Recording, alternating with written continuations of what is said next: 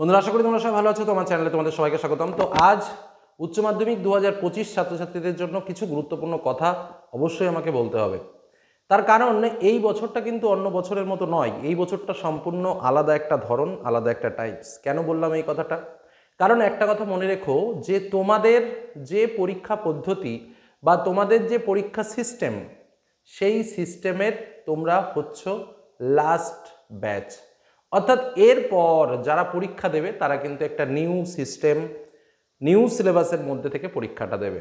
অর্থাৎ ওল্ড সিলেবাসের, ওল্ড সিস্টেমের, ওল্ড কোশ্চেন প্যাটার্নের তোমরা কিন্তু লাস্ট ব্যাচ এবার 2025 উচ্চ মাধ্যমিক।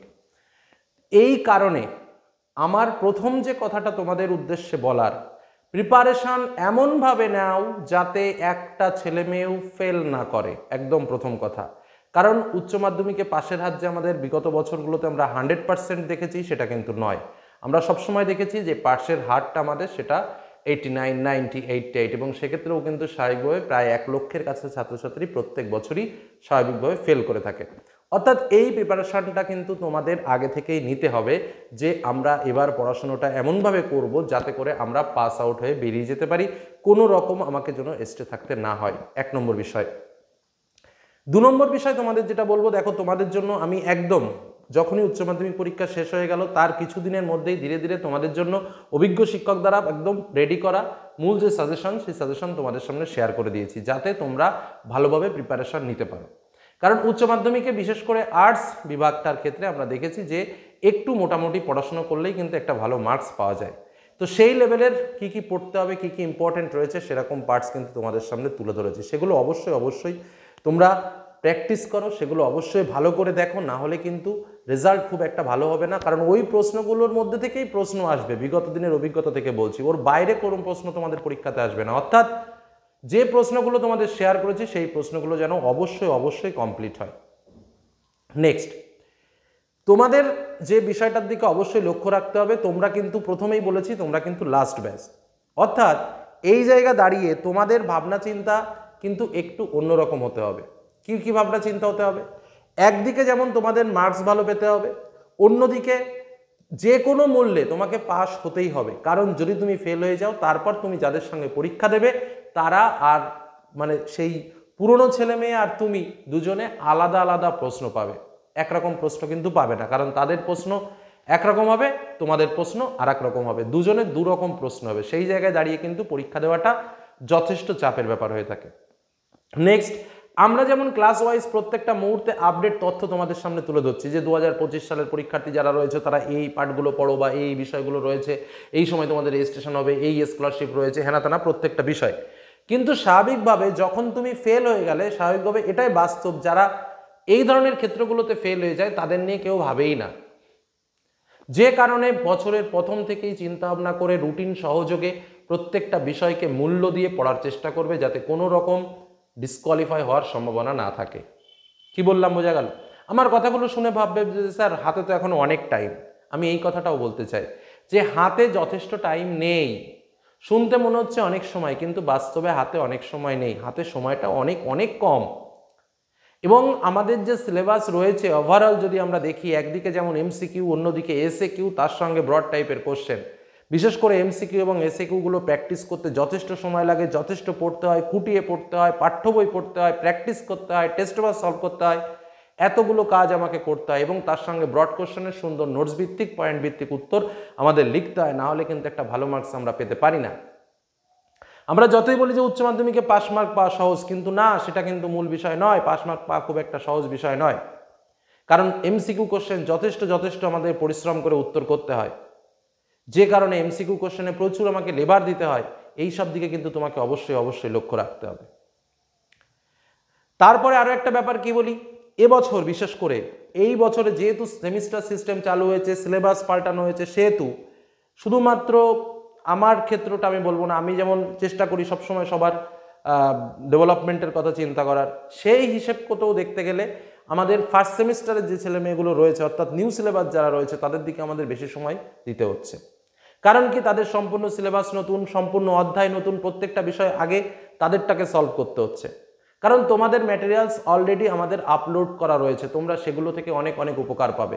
তোমাদের শর্ট কোশ্চেন আপলোড করা রয়েছে, ইম্পর্টেন্ট সাজেশন কী কী বিষয় রয়েছে আপলোড করা হবে, আর এদের সিস্টেম আপলোড করতে হচ্ছে, কোশ্চেন প্যাটার্ন আপলোড করতে হচ্ছে, ক্লাস আপডেট করতে হচ্ছে, সমস্ত কিছুর দিকে কিন্তু এদিকে আমাদের এই সব ছেলেমেয়েদের একটু বেশি নজর দিতেই হচ্ছে। সেই জায়গা দাঁড়িয়ে শুধুমাত্র তোমরা কিন্তু স্কুল থেকেও কিন্তু অনেকটা পিছিয়ে যাচ্ছ, কারণ তোমাদের আবার টেস্ট পরীক্ষা হয়ে গেলে স্বাভাবিকভাবে তোমাদের স্কুল অতটা হয় না। এবার অন্যান্য টিচাররাও অন্যদিকে ব্যস্ত, বিশেষ করে ফার্স্ট সেমিস্টার নিয়ে, কারণ সবাইকে এখন পড়াশোনা করে পড়াতে হচ্ছে, কারণ টোটালি একটা নতুন সিলেবাস, নতুন ভাবনা চিন্তার মধ্যে। তার ভেতরে তোমাদের আবার প্রজেক্ট করে জমা দিতে হবে, প্র্যাকটিক্যাল যাদের রয়েছে তাদের প্র্যাকটিক্যাল পরীক্ষা দিতে হবে। সব দিক থেকে দাঁড়িয়ে সময়টা কিন্তু হাতে খুবই অল্প।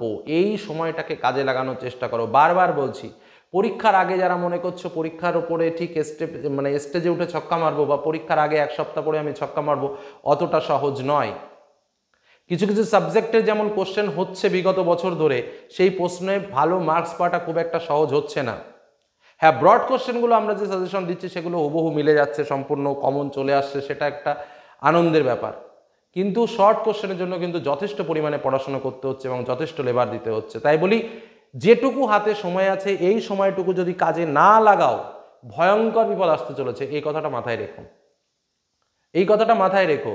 এই কথাটা তোমাকে কেউ বলবে না যে এখন পড়, ঠিক পরীক্ষার আগে এক সপ্তাহ আগে সবাই তোমাকে বলবে যে এবার পরীক্ষা, এই পড়ো এই পড়ো এই পড়ো, কিন্তু পড়াশোনার জন্য যে সময়টা লাগে সেই সময়টা কিন্তু তোমাকে দিতে হবে। ঠিক এই কারণেই এবারের সাজেশন বা এবারের ইম্পর্টেন্ট কোশ্চেন তোমাদের জন্য কী কী রয়েছে, একদম বছরের প্রথমে আমি ফার্স্ট টু লাস্ট প্রত্যেকটা সাবজেক্ট আমার যে শিক্ষকরা রয়েছেন তাদের কাছ থেকে পুরো রেডি করে কী কী প্রশ্ন পড়তে হবে, কী কী সাজেশন টাইপ রয়েছে, সেগুলো তোমাদের সঙ্গে সমস্ত কিছু শেয়ার করে দিয়েছি একদম অধ্যায় ভিত্তিকভাবে, যাতে করে তোমাদের পড়তে কোনো ডিস্টারবেন্স না হয়। আশা করি তোমরা সেগুলো যারা লক্ষ্য করেছো, যারা সেগুলো প্র্যাকটিস করেছো, তাদের ক্ষেত্রে তো কোনো সমস্যা নেই। এবং কিছুদিনের মধ্যে আরও সিলেক্টেড কিছু কোশ্চেন তোমাদের সামনে শেয়ার করবো, যার জন্য অবশ্যই চ্যানেলের সঙ্গে থাকবে। এবং তার থেকে বড় কথা, যে বিষয়গুলো আমি তোমাদের বললাম, সময়ের গুরুত্ব দাও, পাঠ্য বই খুঁটিয়ে পড়ার চেষ্টা করো, এমসিকিউ কোশ্চেনের গুরুত্ব দাও, যে প্রিভিয়াস ইয়ারের যে কোশ্চেনগুলো এসছে সেই কোশ্চেনগুলো একটু ভালো করে পড়ো, এমনভাবে প্রিপারেশন নাও যাতে করে ফেলের কোনো জায়গা না থাকে। এবং আর একটা কথা বলে রাখি, প্রশ্ন যেখানে আমরা আগেরবার হয়তো 4টে সাজেশন দিয়েছিলাম, যে 4টে পড়লে 5টা পড়লে 5টা কমন আসবে, এবার সেখানে আমরা 6টা বা 7টা বলছি। কেন বলো তো? তার কারণ একটাই, যাতে কোনো রকম মিস্টেক না হয়, একদম পরীক্ষায় যাতে একদম যা বলবো তার মধ্যে থেকে আসে, তার বাইরে যেন কোনো রকমভাবে না আসে। তার কারণ একটাই, যাতে কেউ যাতে বিপদে না পড়ে। এই জায়গাটা কিন্তু আমাকে বুঝতে হবে। বারবার বলছি, বছরের প্রথম থেকে বলছি, সময় যেটুকু হাতে আছে সেটুকুকে কাজে লাগাও, না হলে উচ্চ মাধ্যমিকে যদি বসে যাও তাহলে কিন্তু বিশ্রী একটা ব্যাপার হয়ে যাবে, পাবে না ভালো কলেজের চান্স। মানে বলতে গেলে এডুকেশন সিস্টেমে একটা বিরাট বড় ধাক্কা, এডুকেশনের যে আমাদের প্রসেস বা যে লেন্থ, সেই লেন্থে কিন্তু একটা বিরাট বড় ধাক্কা খাবে। এজন্য একটাই বিপদ সংকেত তোমাদের দিয়ে রাখছি, যে কোনো মূল্যে কিন্তু পাস হতেই হবে, যে কোনো মূল্যে কিন্তু পাস আমাকে করতেই হবে। এর জন্য উঠে পড়ে লাগো, এখন থেকে লাগো। শুধু পাস নয়, ভালো রেজাল্ট করতে গেলেও কিন্তু তাই, এখন থেকেই প্রিপারেশন নিতে হবে, ভালোভাবে পড়তে হবে। শুধু এটুকুই বলার ছিল। আজকের মধ্যে এখানে শেষ করছি। যেটুকু বললাম সেটুকু মন দিয়ে শোনো। আর এই মুহূর্ত থেকে আমাদের শুরু হবে আরও শর্ট সাজেশন, তবে অবশ্যই পরীক্ষায় এর মধ্যে থেকেই প্রশ্ন আসবে, কারণ এর আগে আমরা যে সাজেশন দিয়েছিলাম সেটা ছিল অধ্যায়ভিত্তিক সাজেশন। তার লিঙ্ক আমি ডেসক্রিপশন বক্সে দিয়ে দেবো, সেখান থেকে টোটাল সাজেশন তোমরা দেখে নিতে পারো। তো আজকের মধ্যে এখানে শেষ করলাম। ভালো থেকো, সুস্থ থেকো, সাবধানে থেকো। ধন্যবাদ।